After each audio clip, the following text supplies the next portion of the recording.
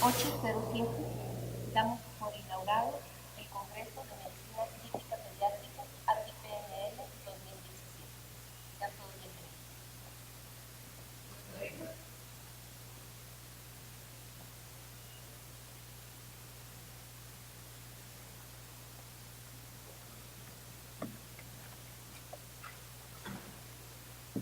Buenos días, gracias por estar todos. Vamos a dar inicio a la primera plática con nuestro primer ponente, el doctor Félix Paz Díaz. Él es pediatra, pediatra intensivista, certificado por ambos consejos, tiene un diplomado en cuidados intensivos, es miembro de la Sociedad Mexicana de Emergencias, capítulo de pediatría, miembro de la Asociación Mexicana de Terapia Intensiva y es miembro fundador de la Sociedad Latinoamericana de Emergencias Pediátricas, así como instructor del PAD y de cursos de diabetes. Y actualmente está fijo al servicio de urgencias del Hospital de Poblado.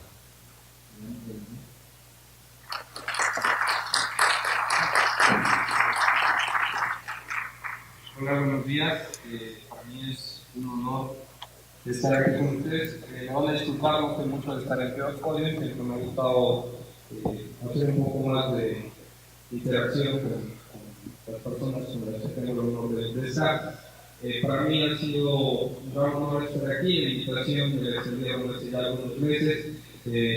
Yo soy intensivista pediatra, tengo mucha experiencia en el manejo del intensivo y en el hospital donde he sido formado, donde actualmente trabajo, el Hospital para Niños Poblano, tenemos una abordaje muy interesante de manejo del trauma craneoencefálico, que es de lo que venimos a hablar. De hecho, les vengo a comentar un poquito más de nuestra experiencia. Siempre que hablamos de trauma craneoencefálico, no podemos evitar hablar de las guías de la Terminal Reputation, saber al paciente, saber que ese paciente va a llegar en buenas condiciones. Para todos es una frustración de que hablan para pedir un traslado, el paciente con trauma craneoencefálico bilateral, que el paciente llegue despierto, jalándose la cánula, a veces sin analgesia, o a veces no se viene moviendo, le pasaron algo, sí, le venimos pasando el clorito del camino. Y le pasaste buprenorfina, le pasaste fentanilo, y eso no. Fue todo el camino para que no se lo parezca, que se venía moviendo mucho. A mí me pasa muy frecuentemente eso. Vamos a empezar. El trauma craneoencefálico es el trauma más común en la edad pediátrica. 150 a 300 casos. Yo me atrevería a decir que en México está subestimado. Tenemos una incidencia mucho más alta. Primera causa de mortalidad de pacientes de unos 14 años y en teoría es más común en varones, pero esto se debe en primeras edades. En edades subsecuentes tenemos que estar equiparando. En México los accidentes de tráfico representan el 75% y ahorita vamos a ver por qué. En otros países representan los traumas intercomunicados, las caídas, es la principal. Y esto representa un gran costo humano, un gran costo económico y grandes secuelas. ¿Cuánto cuesta un paciente en una terapia intensiva? Y cuando lo logramos sacar, ¿cuánto cuesta a la sociedad rehabilitar a ese paciente? Y en muchas experiencias ese paciente no es capaz de valerse por sí solo. Hagamos lo que nos corresponde a cada quien. Hospital de segundo nivel, estabilizar, tratar y buscar la referencia. Hospital de tercer nivel, aceptar esa referencia. Trabajar sobre marcha muchas veces sí, pero nos vemos obligados a aceptar la referencia porque estamos en los superiores, son pacientes 100% recuperables y se manejan correctamente y de una forma adecuada.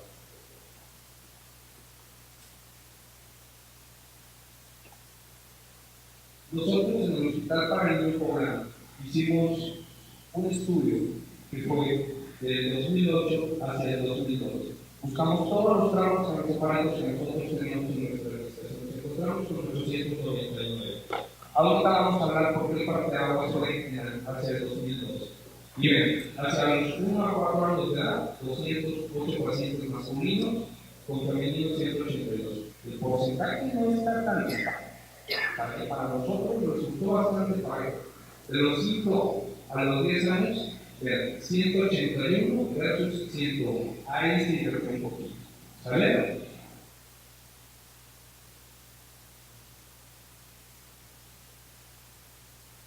Incidencia por clasificación. El leve afortunadamente fue el que más encontramos.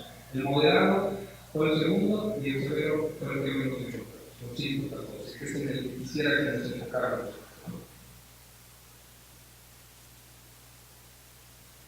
Pero el periodo supuestamente donde se desarrollaron los accidentes fue el periodo escolar, con 80%, durante vacaciones el 20%. Esto habría que revisarlo nuevamente, porque no sé ustedes, pero en el caso de nosotros, llegan las vacaciones y el niño se cayó del brincolín, el niño se cayó en la alberca, el niño se cayó en el caballo, el niño estaba jugando con sus primos y lo tiraron. Es mucho más fuerte.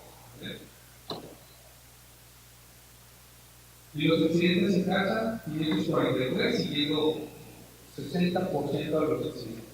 Algo sumamente sorprendente. Medidas de prevención es lo que tenemos que tener aquí.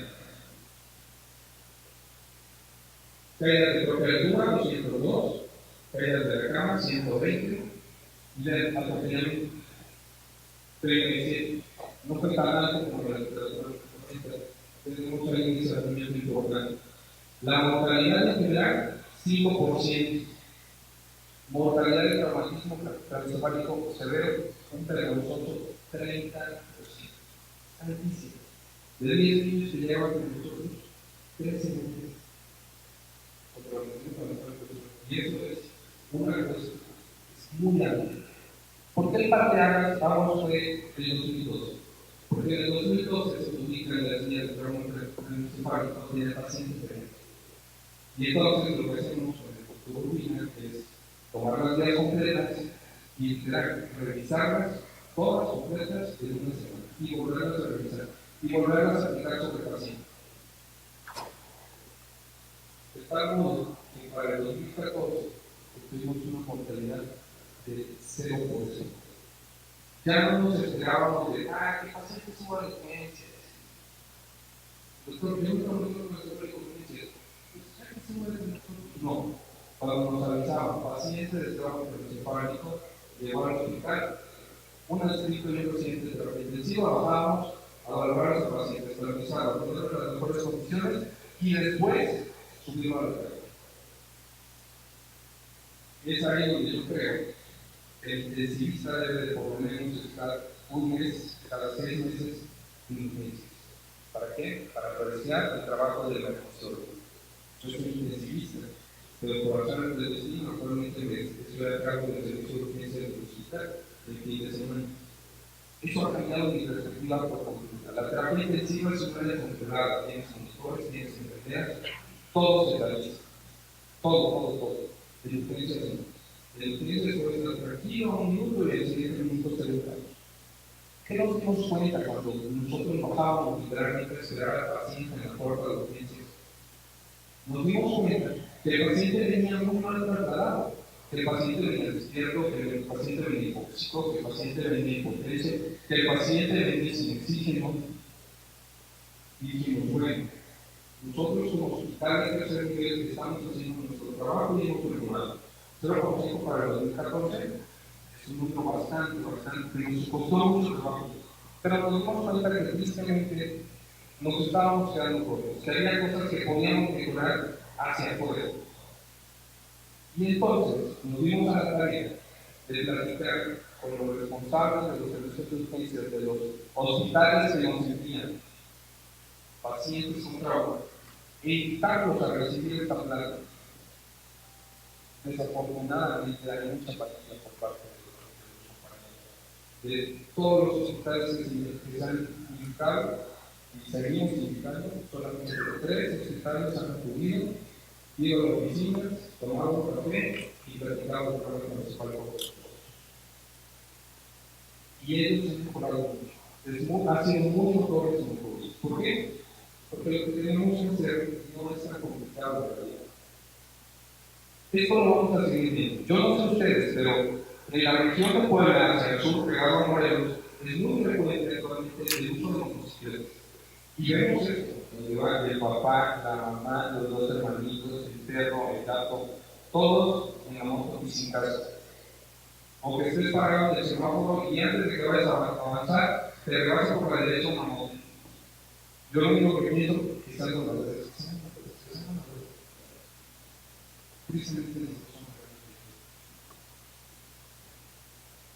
Escala de coma del gato es algo que les enseñamos mucho. hicimos un pequeño taller de trauma craneoencefálico y un pequeño taller sobre escala de coma delgado. Y es impresionante lo que uno llega a escuchar. Doctor, ¿cómo paciente de trauma craneoencefálico? ¿Qué será que habla? ¿Qué escala de coma delgado tiene? Y hemos escuchado de todo. Pues entre 8 y 15. Eso no me ayuda a ayudar. ¿Cuánto tiene de escala de coma delgado? Híjole, doctor, no sé. ¿Cómo? La enfermera que sabe sacar el agua como fue, el médico que sabe sacar el agua como fue, ¿por qué me dices eso? No, está súper bien, doctor, se ve como increíble. No, es impresionante lo que uno escucha cuando estamos esperando las llamadas para recibir pacientes. Y como ya sabemos, la respuesta motora suele ser la más importante. Yo lo que les digo a los médicos, yo normalmente necesito que me digas en qué posición encontraste cuando tú lo viste.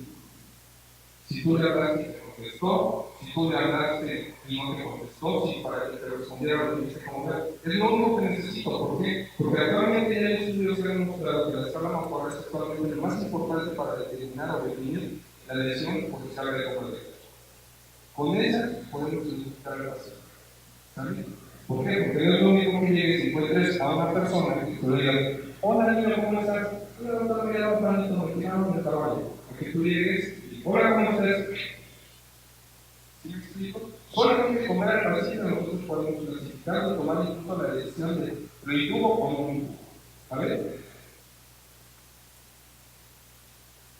¿Por qué? Porque no es lo mismo ver al niño que se cayó del ricolín, sobre el pastito, que llega solamente con un chistón enorme, al niño de la universidad, o al niño que se cayó de un segundo piso, porque la mami subió a tender la ropa y se le hizo buena idea de hacer el niño con la cadera.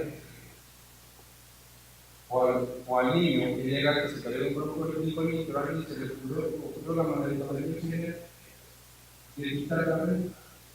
¿O cuántas veces no hemos visto accidentes de tráfico donde el papá va manejando y la mamá lleva a los niños? ¿Cuántas veces lo hemos visto? Y lo vamos a tener.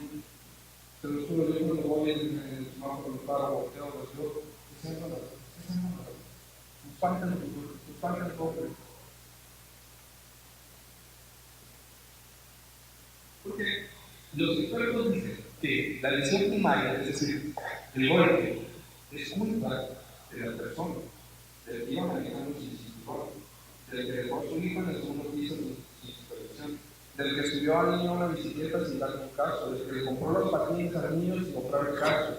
De ellos es la culpa de la lesión primaria, pero de la lesión secundaria no. De la lesión secundaria de los expertos dicen es el mimetismo. ¿Por qué? Porque la hipoxia es prevenible, la espina es prevenible, la glucosa se puede controlar, la presión intracranial hay medidas de la hipertensión intracranial, el edema se puede prevenir, la formación de hematomas se puede controlar. Y eso es culpa de qué? De los que toquen inicialmente al paciente. La medicina prehospitalaria. ¿Por qué? Porque esto es lo que nos encontramos todos los días. Traumatismos craneoencefálicos severos son grandes hematomas. Llámese un hematoma epidural, llámese un hematoma sutural, llámese un hematoma intraparenquimatoso, y seguimos viéndolos y los vamos a seguir viendo. ¿Vale? Pero, ¿cuál es el problema? No todos contamos con la gran tecnología que se requiere para el mejor manejo de sus pacientes.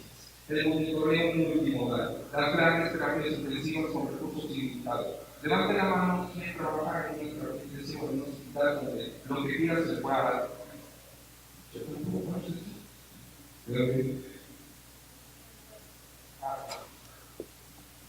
Por lo menos, bueno, ya tenemos por ejemplo la mi favorito, el doctor transcranial, el factor de presión intracranial intraventricular. Ojalá tuviéramos esto en todos lados, pero lamentablemente no lo tenemos, sobre todo en los hospitales de segundo nivel. No sé cómo sean los traslados aquí en Monterrey, allá en Puebla, la mayoría de los traslados son traslados vía terrestre, a veces por shows. Aquí quieren hacer los traslados aéreos y los que trasladan no tienen idea de las repercusiones al nivel de la hemodinámica cerebral que produce en el paciente y el elevado.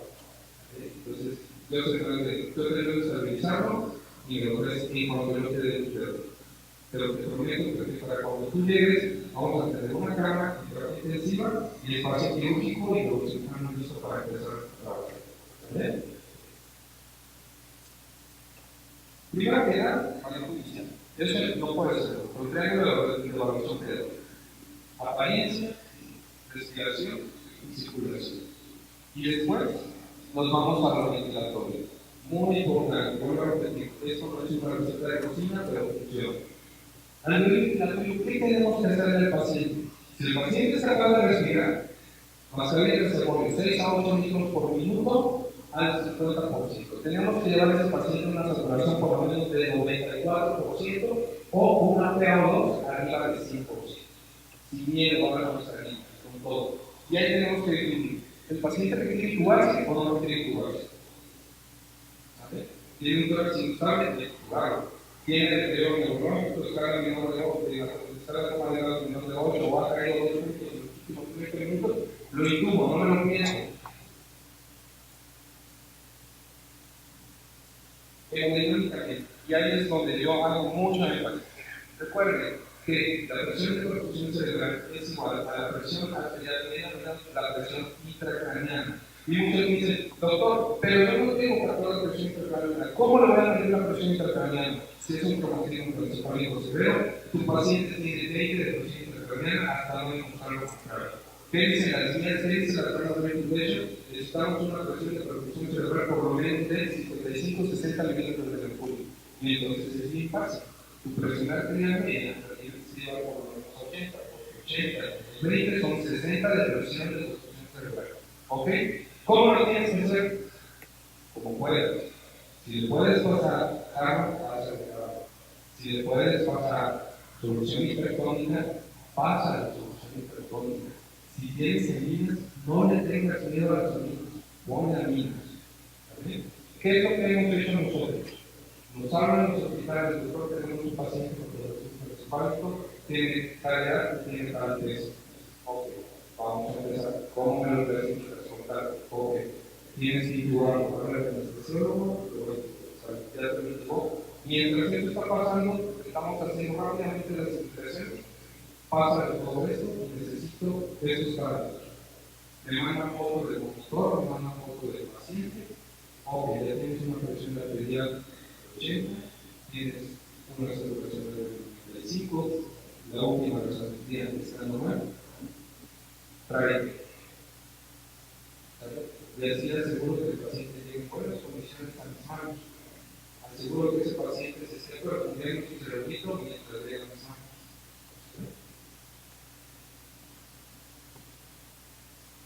Neurológico. Ya hay el problema. A nosotros, por alguna extraña razón, ya nos dejaron el morfina. No sé qué haya pasado, pero no nos están dando el fentanilo. Yo prefiero más el fentanilo, dominar y asonar con fentanilo. ¿Tienes midazolam? Sí. Ok, le vas a estar pasando bolos de 200 kilogramos de dosis cada 4 horas.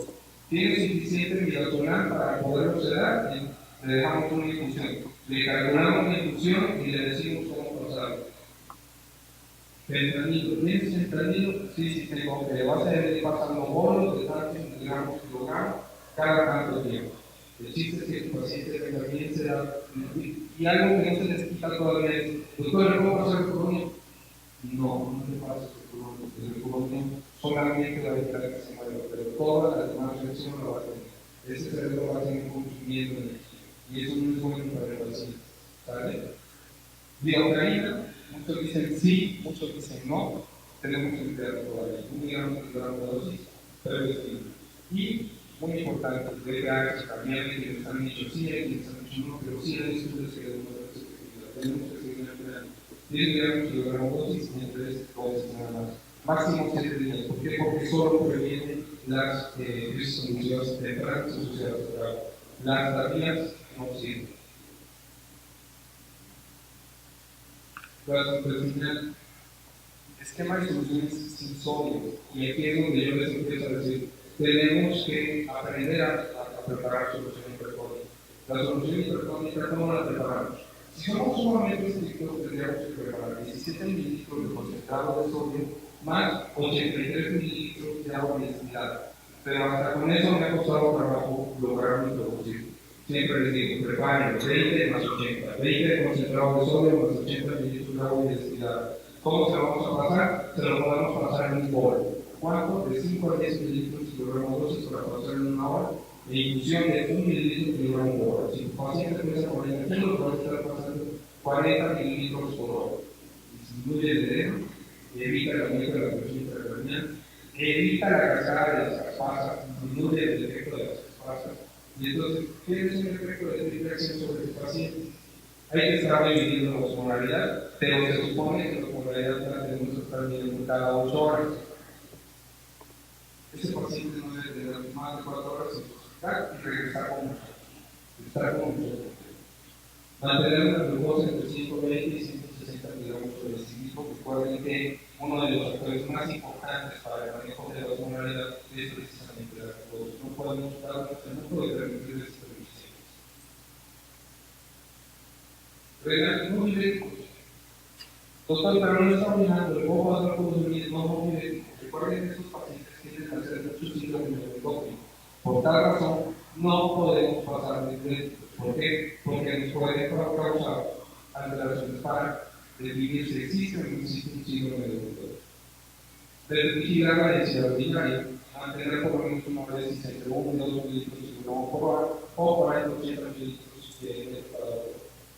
Reportar números altos, y esto se lo tenemos que enseñar a cada aumento de volumen, cada disminución de volumen urinario tiene que ser reportado. ¿Por qué? Porque es ahí donde empiezan los síndromes de Down.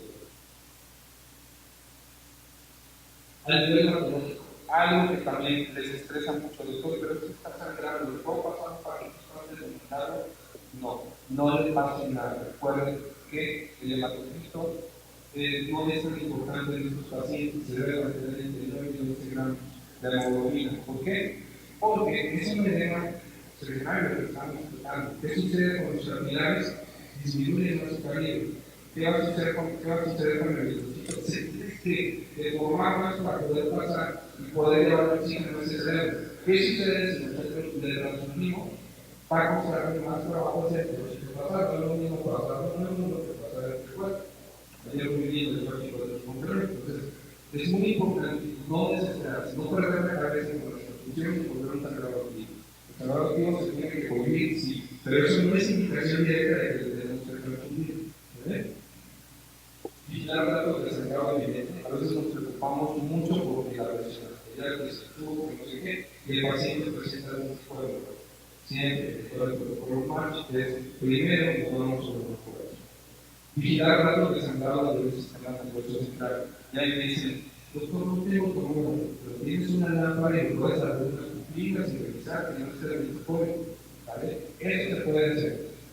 Tomar pH, tiempo, química, aluminio, hidrolito, calcio. ¿Vale? No hay que tomar los protocolos. Alguna vez me tocó una solicitud literal. Propraxistomina, cultivo, química sanguínea de 25 elementos. No, eso no lo vas a ocupar en ese momento. Lo único que necesitas para revisar al paciente es eso. Y eso lo tenemos en cualquier hospital de salud. Infectológico. Y ahí tuvimos que echar mano de la experiencia de nuestros infectólogos, la doctora Lucy Pérez y la doctora Novero. Tu paciente está fracturado, no te estreses, solo pone 400.000 unidades de kilogramos día de penicilina. Tu paciente, ya lo invadiste, ya lo pusiste en carretera, ya lo pusiste solas. Ponle serotonina, nos pasa mucho. Doctor, es que lo intentamos intubar y se nos lo ponle serotonina.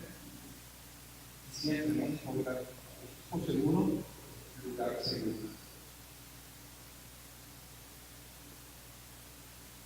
Muchos me han preguntado, doctor, ¿y lo que nos está explicando verdaderamente funciona?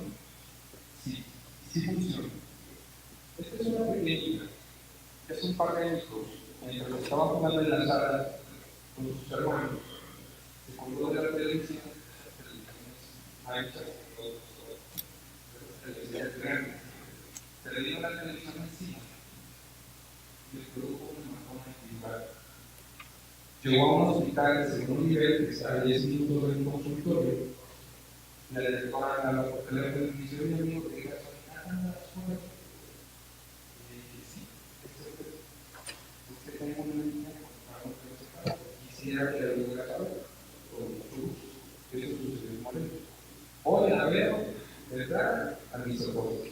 Está agregando en un mueble. ¿Qué tenemos?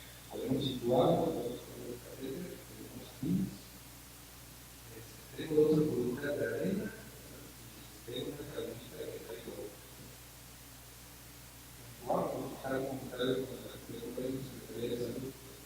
Ok, entubamos, ahora que tiene un tratado al hospital para niños morelenses, logramos situar, logramos un catéter, utilizamos estas dos ampollitas de adrenalina, dosis de plano igual tratado, mejoramos la presión arterial, logramos preparar solución hipertónica, le pasamos un poquito, dejamos infusión y le entregamos en una hora y media en la sala de urgencias del hospital para niños morelenses. Y ahí viene la otra cara de la bandera, y a mí eso me ayudó muchísimo. La restricción de los que están arriba, la atención que te dan. A los años, considero que tiene un mejor individual que tiene una historia, la normal, el sin acceso, y la negación que me pasaron. Afortunadamente, soy un especialista o agradecido, ahora inmediatamente con el cirujano, de que la niña tuvo el accidente, porque la niña estaba en quirófano, había pasado 3 horas. La niña se opera esa misma noche, 5 días en terapia intensiva, se regresa 2 semanas a casa y ahí me va a visitar mi consultorio. Neurológico, solamente con hemiplegia de ligera. Pero la niña ya va a la escuela, recibe dado su punto, ya va a la escuela, la hemiplegia ya se le fue por completo y el trauma del encefálico pasó a ser totalmente fatal. Muchos dicen: doctor, pero es que ella sabe usted sabe qué hacer. Segundo caso, este pequeñito se cayó en la batería de un camionete, le dio un partido de béisbol en la batería, pasa sobre una piedra y cae directamente sobre esa misma piedra. Desarrolla una hematoma perimesencefalia, uno de los que no nos queremos encontrar en la medicina. Y entonces, llega una unidad de segundo nivel, nos habla por teléfono. Afortunadamente tenía poco tiempo que había nombrado esa plática. Me habla: doctor, nos llegó un medicamento. Sí, claro, encantado. Empezamos con indicaciones: pongan esto, hagan esto, suban esto, hagan esto. Ok. Fui, presentamos personalmente al paciente con el servicio de cirugía, de neurocirugía, con el doctor Rodríguez Draga, y nos dice: no, eso no se necesita. Doctor, por favor, una calificación sorpresiva, porque eso lo ayuda. Doctor, por favor, déjenme para que lleguen en excelentes condiciones y este lado buena gasolina, saturando perfecto, presionante de salud. Pasamos de crisis o pasamos inmediatamente de el quirófano, el doctor dice: yo no me voy a meter a consistencia del paro, le vamos a hacer una craniotomía compresiva amplia y se realiza una craniotomía tronco, temporo, paleto, occipital. Literalmente rozamos, abrazamos la base del cráneo, como por arte de magia, la presión intracranial, la presión de protección cerebral de la muñeca, su doppler transcranial se normaliza internamente en el postquirúrgico, nos mantenemos sedado por una semana y actualmente el niño regresó a la escuela porque se acababa de salir de la escuela y está en la prepa y nuevamente juega visto.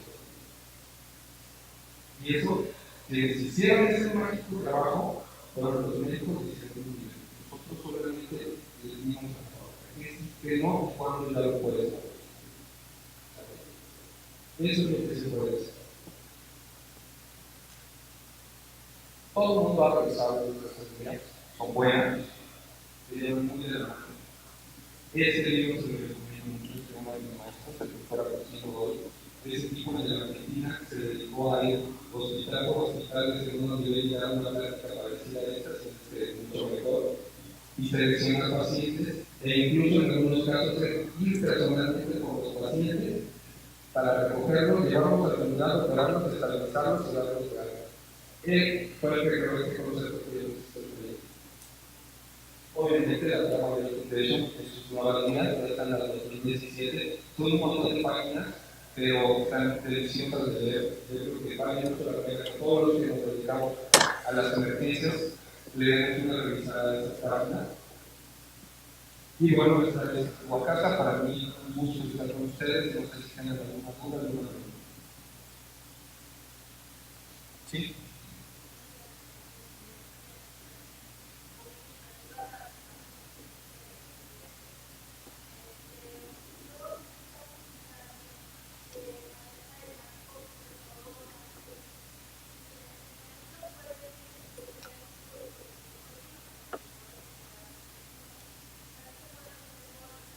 Sí, sí.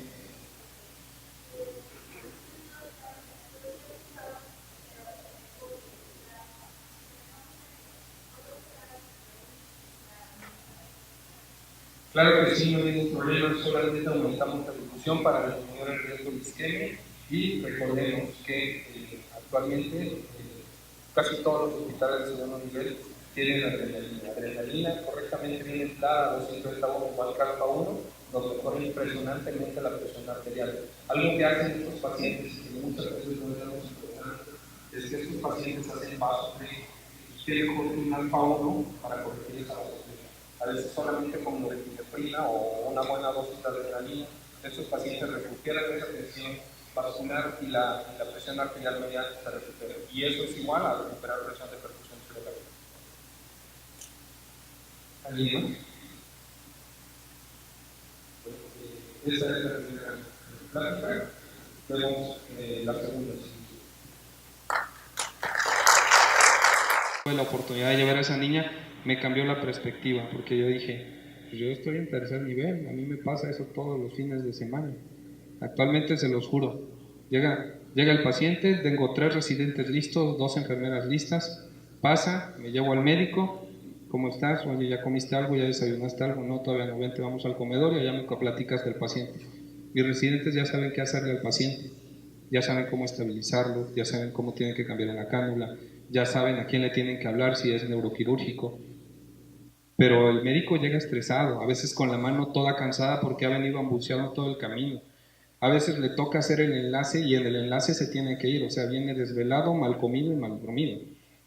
Entonces, la verdad es que, en mi humilde opinión, yo sí lo hago. Doctor, vente, vamos al comedor, echar un cafecito, unas galletitas y ahorita me platicas tu paciente. Mientras, tengo 2, 3 médicos sobre el otro paciente, sobre mi paciente, estabilizándolo y poniéndolo en condiciones para meterlo a quirófano lo más pronto posible. Si viene en condiciones, el neurocirujano, el doctor, ahorita tengo al doctor Ballesteros, excelente neurocirujano, muy atento, muy amable y todo un profesional. Literalmente a veces él ya está cambiado esperando que entre el paciente. Todo en pro de reducir tiempos. Todo lo que es medible es susceptible de ser mejorado. ¿Alguien ha medido sus tiempos desde que el paciente cruza la puerta hasta obtener una gasometría normal, tensión arterial normal y saturación normal? ¿Nunca nadie ha medido sus tiempos? Los maestros dicen que se requieren más o menos entre 60 y 90 minutos para estabilizar a un paciente de trauma craneoencefálico. Eso dicen los maestros. Nosotros somos muy de medir tiempos. Nosotros somos de entra el paciente y soltamos el cronómetro y jugamos a las carreras prácticamente. Nuestro tiempo récord ha sido de 37 minutos desde que el paciente llega, se estabiliza, se toma una gasometría completamente normal y se deja en las manos del cirujano. 37 minutos. Pero es literal, hacer simulacros. ¿Quiénes hacen simulacros en su hospital?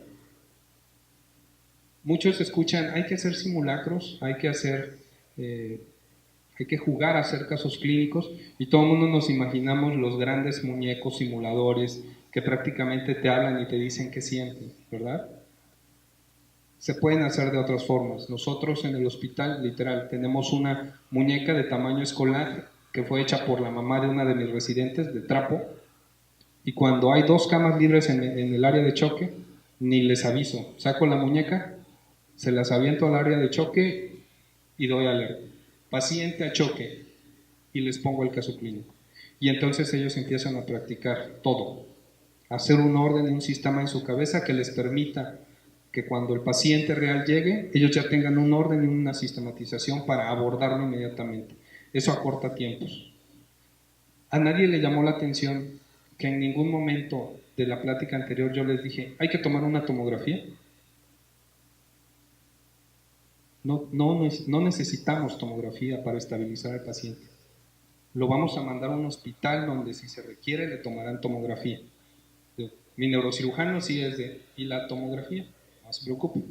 Pasamos al primer piso a tomografía y nos subimos al segundo piso a quirófano. No hay problema, nos queda de paso. ¿Vale?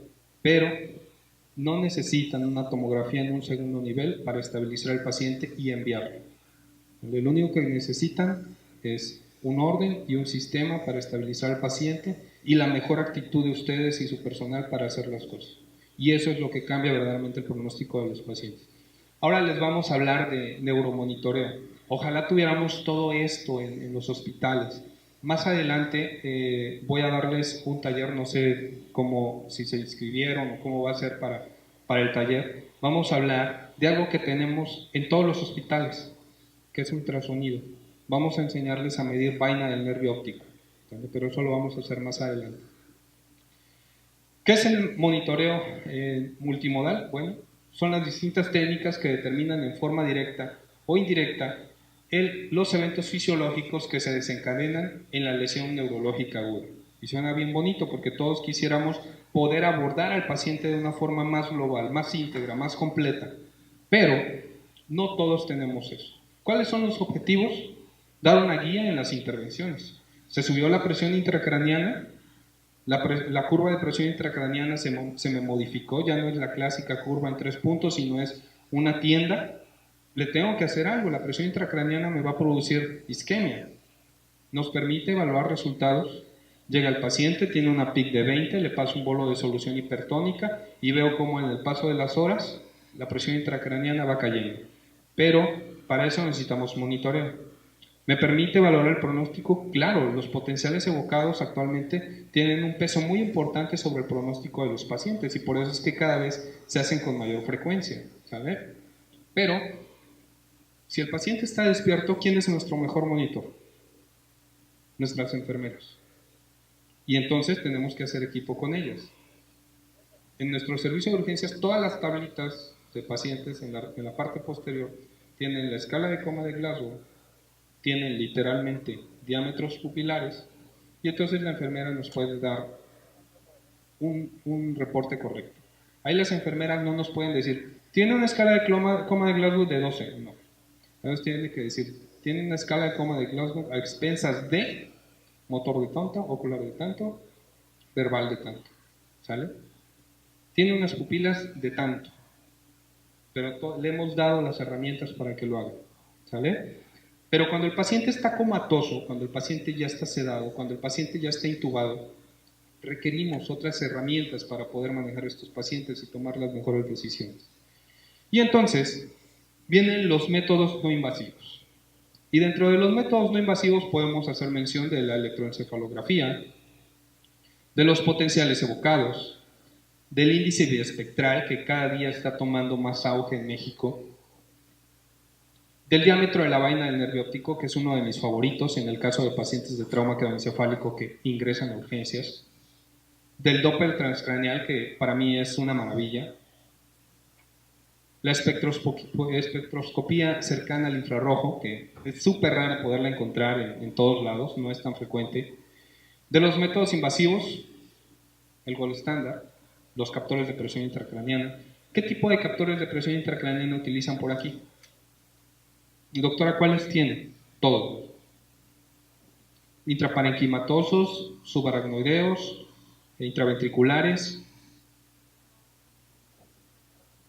intraparenquimatosos. Los de aguja son maravillosos. No producen hemorragia y se pueden colocar en no más de 10 minutos en manos de un experto. ¿Vale? ¿Cómo más han medido la presión intracraneana? ¿Nosotros saben qué utilizamos? Sondas K31, sondas de alimentación metidas por debajo de la dura madre y conectadas a un captor de presión. De ahí hacemos una conexión hacia el captor de presión arterial y literalmente tenemos ahí la curva de presión intracraneal con monitores Philips MP60, MP40. No tenemos sensores de presión intracraneal. El primer captor de presión intracraneana que coloqué, según yo lo puse subdural, fue a dar intraventricular. Afortunadamente el paciente no sangró, cuando lo retiramos no hubo sangrado, estuvo muy bien y no solo nos permitió medir presión intracraneana, nos permitió retirar también líquido cefalorraquídeo cuando las medidas antiedema no fueron suficientes. Becker y Coles encontraron un aumento de presión intracraneana del 27% al trasladar a un paciente a una tomografía. ¿Y qué es lo que a todo el mundo le urge en el paciente de trauma craneoencefálico? Una tomografía. Yo no le doy tanto peso a la tomografía porque recuerden que la tomografía no es algo dinámico. Estás tomando una foto del momento que le va a servir al neurocirujano para tomar la mejor decisión entre entrar a drenar solamente un hematoma o realizar una craneectomía descompresiva. Sí, pero lo más importante es mantener una buena presión arterial, una buena oxigenación antes que salir corriendo a una tomografía. La tomografía debe de pasar a un segundo plano en la estabilización del paciente. Primero preocúpate porque se estabilice la presión, por mantener una correcta presión de perfusión cerebral y después nos peleamos con el neurocirujano con la tomografía. ¿Vale? Vean, 27% no es para nada despreciable. Es irte más o menos de un paciente que tenga una PIC de 20, irte por lo menos a una presión de 30, 25, 27. Entonces, no es nada despreciable un 27%, ¿sabes? Y a todos nos ha pasado que van llevando el paciente a tomografía y se les empieza a mover o se les despierta, ¿vale? Entonces, hay que ser muy prudente con el momento que elegimos para llevar al paciente a la tomografía. Y volvemos a hablar de lesión primaria y de todo lo demás en relación a lesión secundaria, ¿sale? ¿Por qué? Porque si el paciente se despierta, puede convulsionar, puede presentarse mayor hipoxia, mayor isquemia. Obviamente se altera la presión intracraneana. ¿Y eso de quién es culpa? De nosotros, de los que decidimos salir corriendo a la tomografía. La tomografía debe ser tomada en el mejor momento. La electroencefalografía es una herramienta sumamente útil, disponible desde 1930. Nosotros la utilizamos mucho cuando requerimos pasar a un paciente a coma barbitúrico o cuando tenemos pacientes con estatus epiléptico. Y, por ejemplo, les traigo este casito. No sé si me puedas correr el video. No, no te preocupes. Ya no nos podíamos dar el lujo de esperarnos más. ¿Por qué? Porque al niño ya le habían pasado midazolam, ya le habían pasado ABP, ya le habían pasado fenitoína, incluso le habían pasado levetiracetam, y el paciente no se daba. ¿Qué seguía? Barbitúricos. Buscamos una vena gruesa, canalizamos y empezamos bolos de tiopental. Obviamente el paciente de inmediato dejó de moverse.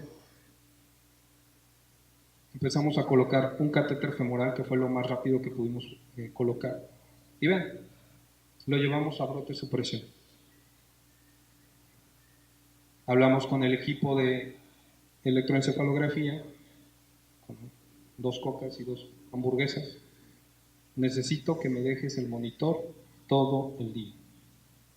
Afortunadamente accedieron y así estuvimos monitorizando a nuestro paciente toda la guardia. El paciente afortunadamente se fue en buenas condiciones, pero requirió obviamente pasar a terapia intensiva. Potenciales evocados, para nosotros es sumamente difícil conseguirlos. A nivel privado sí es mucho más sencillo acceder a potenciales evocados. Y lo que hacen es medir la función del tronco encefálico, ¿no? Que es ahí donde entra mucho el pleito de si está muerto, no está muerto, qué hacemos, entramos a procuración de órganos, no entramos a procuración de órganos. Y bueno, sabemos que tiene mayor especificidad en relación al pronóstico a largo plazo de los pacientes, ¿no? Y de esto hay muchísimo escrito.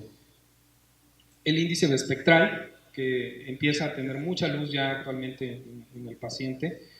Nosotros solamente contamos con BIS en el servicio de terapia intensiva. De repente, muy a escondidas, lo bajamos y lo utilizamos en urgencias cuando ya sabemos que el paciente va a subir a terapia intensiva, pero es muy importante hacer el ejercicio del uso de. Permite monitorear cambios en la conciencia debido a lesión secundaria, ¿no? Y esto empezó a tener mucho auge, sobre todo en pacientes con procesos anestésicos, ¿no? Porque se les despertaba. O cuándo tomar la decisión de poder egresar del área de observación al paciente. Y vean, los valores tienen mucho que ver en relación con las ondas electroencefalográficas. Entonces, tener un BIS en el servicio de urgencias incluso no solo te sirve para sedar a un paciente, para llevarlo a la mejor sedación, también te sirve para manejar estatus epiléptico, usado correctamente, obviamente. Vean, mayor de 90, despierto, memoria. Yo se los he puesto a mis residentes en posguardia, y 80, 70. No es mucho, no es mucha la diferencia. Sedación 65-85, anestesia general 40-60 y menor de 40 una anestesia profunda. Pero ojo, no es igual en los niños. En los niños hay una diferencia de hasta 10 puntos. El servicio de anestesiología ahorita en el hospital está trabajando precisamente con un estudio en el cual están midiendo el nivel de sedación por escalas clínicas más el BIS para poder determinar una escala más adecuada en niños. Porque sí nos hemos dado sorpresas con niños que los tenemos en 50 y aún se mueven. Nos ha funcionado más entre 40, 45, mejor, pero todavía no lo definimos. El servicio de anestesia, todos los pacientes que están entrando a cirugía programada, los está metiendo a BIS y con muy buenos resultados. Este es el equipo con el que nosotros hemos llegado a trabajar. Existen otros, mucho más pequeños, más compactos, pero bueno, hay que trabajar con lo que tenemos, ¿no? Que nos da una onda electroencefalográfica y nos da el valor de BIS. 52, ese paciente tiene que estar completamente noqueado. Bueno, vean, lo que les comentaba, se ha reportado que los pacientes pueden llegar a despertarse en procedimientos quirúrgicos en 1.5 hasta 23% de procedimientos, ¿no? Todos hemos tenido ese paciente incluso que ya lo sacaron de quirófano y no despierta, y no ventila, y no recupera. El BIS es un excelente parámetro para decir, ok, ya lo puedes mover a observación o le tienes que seguir dando apoyo. ¿Cuál es la principal causa de paro en el paciente pediátrico? La hipoxia. No te puedes dar el lujo de sacar a un paciente del área de quirófano si el paciente no ha recuperado automatismo ventilatorio. Entonces el BIS es excelente para este tipo de monitoreo y para tomar esa decisión. Y mi favorito, Doppler transcraneal. ¿Aquí hacen Doppler transcraneal? ¿Sí? ¿Dónde lo aprendió, doctor? Excelente, es fabuloso. A mí me tocó en los primeros inicios del Doppler transcraneal de México, tuve la oportunidad de trabajar un tiempo con los creadores que vinieron de Israel, de la empresa RIME, y lo para mí es fabuloso. El Doppler transcraneal nos permite, mediante ondas de baja frecuencia, medir la dirección, la profundidad del flujo sanguíneo cerebral y también nos permite medir el índice de pulsatividad, entre otras cosas, que indirectamente nos habla del edema cerebral. ¿Vale? Usos, vean, edema cerebral, vasoespasmo, anemia de células falciformes. En nuestro hospital vemos muchos pacientes oncohematológicos y dentro de las patologías no oncohematológicas que vemos, anemia de células falciformes, muerte encefálica, sepsis y cirugía cardiovascular. ¿Qué es el Doppler transcraneal? Es colocar un transductor pequeño de 2 a 5 MHz sobre algunas ventanas. ¿Cuáles son las ventanas más comunes? Temporal, en sus 3 regiones, anterior, media y posterior, transorbitaria, submandibular y occipital. Y esto es lo que vamos a encontrar, Doppler pulsado. El Doppler pulsado no es otra cosa más que la representación del flujo sanguíneo cerebral. Y vamos a encontrar velocidad sistólica y velocidad diastólica. Esta es la morfología normal del flujo sanguíneo cerebral. ¿Qué es lo que normalmente encontramos ¿O a qué les recuerda esta curva? A la curva de presión intracraneal. ¿Sale? Entonces, este es un excelente monitor de presión intracraneal mediante el índice de pulsatividad. Esto es lo que vamos a encontrar. Esta es la morfología normal, donde vamos a encontrar una velocidad media, un índice de pulsatividad que debe ser menor de 1.2. La velocidad a nivel de la arteria cerebral media, 40 a 60 milímetros sobre segundo. En niños es un poquito más bajita. En niños no se ha terminado de definir la profundidad.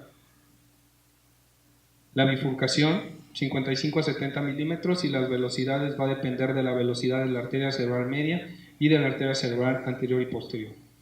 Y bueno, aquí es donde entra lo interesante. ¿Por qué? Porque desde urgencias nosotros podemos empezar a decidir o a manejar los pacientes en base a Doppler transcraneal. Esta es la morfología normal. Cuando el paciente tiene alguna disminución en la compliance cerebral, que correspondería a la onda P2 en la curva de monitor de presión intracraneana, disminuye la diástole. El valle diastólico se empieza a perder. Cuando la presión intracraneana aumenta todavía más, vemos como solamente en sístole se perfunde el cerebro. Y el famoso flujo reverberante, que es característico de muerte encefálica. Ojalá pudiéramos trabajar más sobre esto. Nosotros tenemos procuración de órganos, pero cuando nosotros hemos dado diagnósticos de muerte encefálica mediante Doppler transcraneal, el comité de ética nos dice no, porque en México todavía no está aceptado el Doppler transcraneal. La legislación mexicana solamente dice que cualquier equipo que permita medir el flujo cerebral es capaz de diagnosticar muerte encefálica. Y Doppler transcraneal estamos en pañales en México todavía. España lo utiliza con gran medida, y es por eso que España tiene 9 trasplantes por uno que tenemos en México. Sin flujo anterógrafo. Esta es una arteriografía. El Doppler transcraneal tiene la misma sensibilidad que una arteriografía para medir el flujo sanguíneo cerebral. Si se dan cuenta, aquí ya no se pinta nada. Eso es igual a esto. Trauma transcraneal, Doppler transcraneal, perdón, en el paciente con edema cerebral. Y aquí es donde les digo, esta es la curva normal, esta es la curva anormal. Vean, como picos sistólicos y el valle diastólico se ha hecho chiquito. ¿Por qué? Porque el índice de pulsatividad es mayor de 1.2, de hecho casi es de 1.7.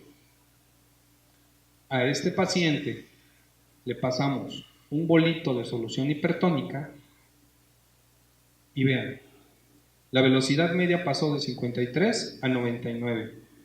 El índice de pulsatividad cayó prácticamente una unidad. Y entonces la morfología del Doppler transcraneal se recupera. Creo que Doppler transcraneal va a tener mucho auge y muchas utilidades actualmente. Creo que vienen cosas muy buenas para este tipo de equipo.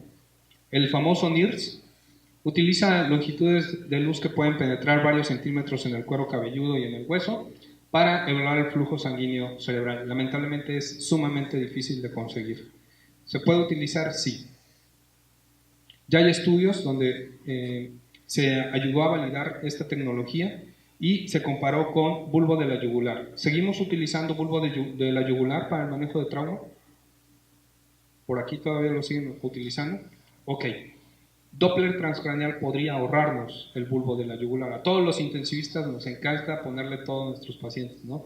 Y es catéter central, línea arterial, bulbo de la yugular, captor de presión intracraneana, ponerle electroencefalograma, si tenemos NIRS, treparle NIRS, pero en realidad hay equipos que van a ir disminuyendo el uso de todas esas tecnologías, y uno de ellos es el Doppler transcraneal. Ahora, para quienes no tenemos todas esas tecnologías, en todos los hospitales existen ultrasonidos y entonces podemos utilizar la vaina del nervio óptico.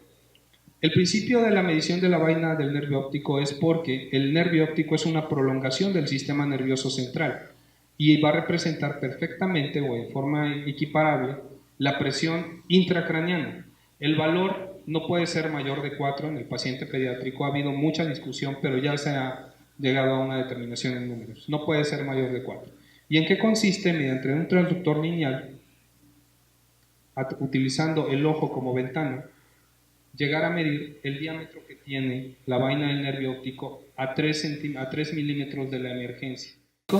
Y de ahí vamos a trazar en perpendicular una línea, y es lo que vamos a medir. Y se lleva uno sorpresas padrísimas, porque a veces literalmente encontramos globitos, ya de 4, de 5, de 6, el más grande que yo he medido de 8 milímetros en la vaina del nervio óptico, literalmente se veía un globo abajo. ¿Cómo lo vamos a medir? El diámetro de la vaina del nervio óptico se mide del ojo derecho y del ojo izquierdo. ¿Y cómo se mide? Diámetro vertical, diámetro horizontal, más diámetro horizontal de ambos lados, y se divide entre 4. ¿Sale? Aquí están los valores. Apréndaselo en breve. Mayor de 4 ya es igual a edema cerebral. Muchos han dudado de la utilidad de la vaina del nervio óptico, pero en realidad ya hay muchos estudios, vean, desde el 2008 ya hay estudios que demuestran una especificidad del 100%. ¿Cuesta trabajo empezarlo a hacer? Sí. La curva de aprendizaje no es tan grande, se calcula que entre 20 y 40 pacientes, o sea, no es grande la curva de aprendizaje. ¿Cuántos ingresos podemos tener a la semana en un servicio de urgencias? ¿Vale? Pero no se trata de formar a todos los pacientes que lleguen y estarles haciendo vaina a todos, pero cuenta la leyenda que así se aprende. Medición de presión intracraniana, que ojalá tuviéramos todos los tipos de catéter intraparenquimatosos, intraventriculares, subaracnoideos, subdurales, sería fabuloso, pero no los tenemos. En nuestro caso, aún siendo hospital de tercer nivel, seguimos ocupando sondas K31 con excelentes resultados. Actualmente ya le empezamos a dar más peso, combinamos diámetro de la vaina del nervio óptico con monitoreo continuo del índice de pulsatividad mediante Doppler transcranial, y a eso le agregamos la electroencefalografía, y con eso hemos monitorizado a nuestros pacientes con buenos resultados. Sí, debemos recordar también que la colocación de un catéter de presión intracraniana es un método invasivo, y a todos nos ha tocado ver o pasar por la hemorragia intracraneal secundaria a la colocación de un catéter. Esta es la morfología que deberíamos de tener, donde P1 es el flujo de perfusión hacia el cerebro, P2, que siempre debe ser menor que P1, que representa la compliance del cerebro para recibir el flujo sanguíneo, y P3, que es el flujo de salida. Todo lo que obstruya el flujo de salida también va a aumentar o va a alterar la presión intracraneana. Es por eso que incluso esto nos puede servir a monitorizar los niveles de PEP que se utilizan al ventilar este grupo de pacientes. Este tipo de curvas nos permiten monitorizar si nos estamos o no nos estamos pasando de ventilación, porque a final de cuentas va a repercutir sobre la perfusión cerebral. Y todos le tenemos miedo a este tipo de curvitas, las famosas curvas en tienda de campaña, ¿no? Donde P2 es más alta que P1, y eso es igual a la que la perfusión de ese cerebro se está comprometiendo por una disminución en la compliance de ese cerebro. Ese cerebro se está inflamando. Y las famosas curvas, ¿no? Que todos ya conocemos, y las más temidas son las ondas continuas, las ondas A, las ondas que le pasas hipertónica, le pasas sedación y no disminuyen. La evolución de un paciente es dinámica, no es estática. Por lo tanto, no podemos llegar a hacerle el Doppler y retirarnos. Habitualmente todos los monitoreos deben de ser continuos. El Doppler que nosotros tenemos en el hospital viene con un casco, entonces habitualmente dejamos montado el casco y estamos monitorizando en forma continua al paciente. El electroencefalograma, si convencemos al equipo de electroencefalografía que nos lo presten, se deja en la terapia intensiva. Nos cuesta mucho trabajo, muchas cocas, pero sí se logra, ¿sale? Curvas de presión intracraniana, teniendo el monitor, a veces es curioso, nosotros armamos nuestros monitores, a veces ocupamos 3 monitores para poder monitorizar un solo paciente. No tenemos esos monitores MP60, MP80, donde traían captores ya de todo. No, a veces en uno tenemos el D2, la saturación, la presión invasiva, y en otro tenemos el captor de presión intracraniana. Y así nos la pasamos, pero lo importante es que los pacientes salgan. Los cambios registrados en más de un parámetro deben de ser analizados y priorizados a favor de guiar el mejor manejo. No podemos basar el manejo en solo un tipo de monitoreo. Actualmente ya hablamos de monitoreo multimodal. Lamentablemente no todos lo tenemos, no todos contamos con el equipo, pero el hecho de no tenerlos no nos exime de tener que conocerlos. Muchas gracias.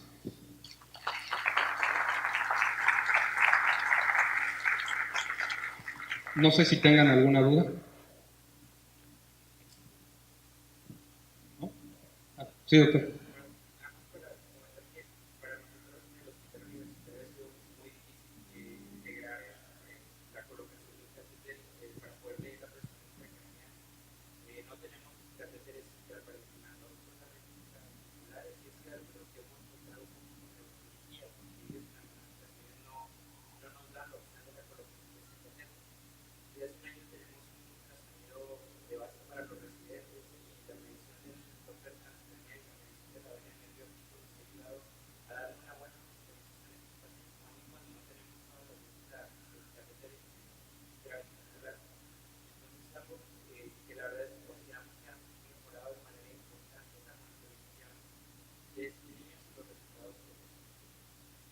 La tecnología siempre va a ser un apoyo muy importante. Hay un curso en el Hospital Juárez de México dado por el doctor Carmona Suazo, pueden buscarlo en internet, en Facebook, y él cada año abre un diplomado de cuidados neurointensivos. Es un diplomado de 11 meses aproximadamente, es fabuloso. Yo tuve la oportunidad de cursarlo y me cambió por completo el manejo del paciente neurocrítico. Ellos te enseñan a colocar captores de presión intracraneal igual en cabecitas de marrano, en cabecitas incluso de gato, y nosotros aprendimos a colocar captores de presión intracraneal en la terapia intensiva subdurales, y nosotros colocamos sondas K31, que es algo sumamente rudimentario, pero nos funciona. ¿Cuánto te cuesta una sonda K31? ¿4 pesos? ¿Cuánto te cuesta un captor intraparenquimatoso? 18,000 pesos. Ojalá, yo siempre he creído que en México hay mucha gente valiosa que hace muchas cosas, muchas grandes cosas, pero nos hace falta impulso. Impulso en relación de tener las herramientas. En el hospital hay un solo equipo de Doppler transcraneal, nosotros tenemos un RIMET de primera generación fabuloso, porque aparte nos permite, trae un transductor especial para vaina del nervio óptico y que nos permite hacer accesos vasculares guiados por ultrasonidos. La segunda generación, que llega en el 2018, tuve la oportunidad de platicar con uno de los creadores. En el 2014 tuvimos una pequeña publicación en relación a la utilidad del Doppler transcraneal en nuestra terapia intensiva. Llegó a las manos de ellos, les llamó mucho la atención nuestro trabajo y nos visitaron y nos decía, doctor, ¿qué le quitaría a esta unidad para hacerla mejor? Yo le dije, el tamaño, es un armatoste muy grande y creo que no requiere los 2 transductores, creo que requiere uno. Para el nuevo del 2018 ya viene del tamaño de una Samsung Galaxy Note y se conecta a tu celular o a una pantalla de computadora. Solo trae un transductor y funciona exactamente igual que el armatoste que tenemos de primera generación. Hay muchas cosas buenas que vienen para el neurointensivismo en México, pero necesitamos personas como usted, doctor, que hagan las cosas, no tener miedo a hacerlas, porque cuando uno empieza a hacer las cosas es romper paradigmas. Cuando yo empecé a decirles, no le vamos a poner captor de presión intracraneana, vamos a monitorizarlo por índice de pulsatividad más vaina del nervio óptico, todo el mundo se paró de pestañas y dijo, ¿cómo se te ocurre? Y nos ha dado excelentes resultados sin necesidad de arriesgarnos a la colocación de catéteres intracraneales. ¿Por qué? Porque nosotros seguimos utilizando sondas K31. ¿Quién no ha visto los captores de presión intracraneana que ya vienen con un taladro desechable? Abres piel, metes y en 2 minutos tienes tu captor intraparenquimatoso que mide no más de 1 milímetro de diámetro y que no le va a producir ninguna hemorragia al paciente. Pero no los tenemos. ¿Vale? Muchas gracias.